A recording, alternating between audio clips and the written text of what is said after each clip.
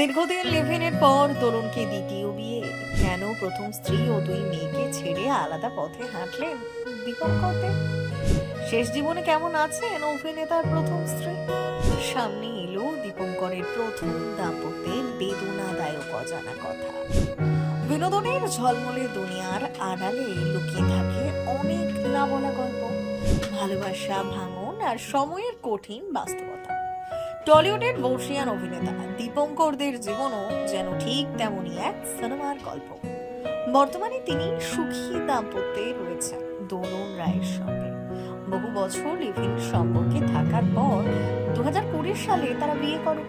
তবে এর আগেও ছিল তার জীবনের এক গুরুত্বপূর্ণ অধ্যায়।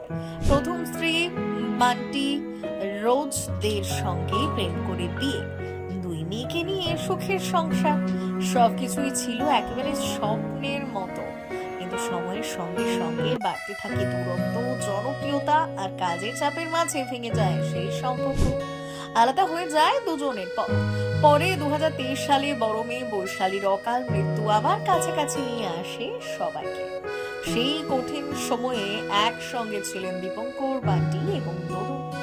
একই ছাদের নিচে ভাগ করে নিয়েছিলেন শোকের মুহূর্ত। এই ঘটনাই যেন প্রমাণ করে সম্পর্ক ভেঙে গেলেও মানবিকতার বন্ধন কখনো ভাঙে না।